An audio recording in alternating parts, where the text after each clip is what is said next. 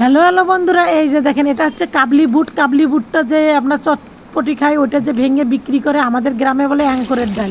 সেই অ্যাঙ্করের ডাল দিয়ে আমি মুরগির গিলে কলিজা রান্না করছি। সেই রেসিপিটা আপনাদের মাঝে আজকে আমি নিয়ে আসলাম। তা ডালগুলো আমি 1 থেকে 1.5 ঘন্টা ভিজাই রেখেছিলাম, সিদ্ধ যাতে তাড়াতাড়ি হয় সেই জন্য। দেখেন এত সুন্দর সিদ্ধ হয়েছে ডালটা। তারপর আমি পাশে মুরগির গিলা কলিজাগুলো ধুয়ে রেডি করে নিয়েছি।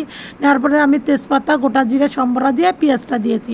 পেঁয়াজ দেওয়ার পরে কি করেছি, বাদামি করে ভেজে নিয়ে আদা রসুন বাটা দিয়েছি, মরিচ গুঁড়ো, ধনে গুঁড়ো, জিরে গুঁড়ো, হলুদ গুঁড়ো, স্বাদ মতো লবণ দেওয়ার পরে আমি আবার মশলাটা একটু কষাই নিলাম। নেওয়ার পরে একটু আবার জল দিলাম। দেওয়ার পরে আবার আমি কিন্তু মশলাটা সুন্দর করে কষিয়ে নিচ্ছি। মশলা যত কষাবেন অত কিন্তু টেস্ট হয় খাবারের, যে জিনিসটা আপনি রান্না করবেন। তারপরে কি করলাম, মাংসটা দিয়ে দিলাম। আমার মাংস বলতে গিলা কলিজাটা দিয়েছি। তারপর আবার কষিয়ে নিয়েছি। নেওয়ার পরে আবার একটু সামান্য জল দিয়ে আমি ঢেকে দিয়েছিলাম।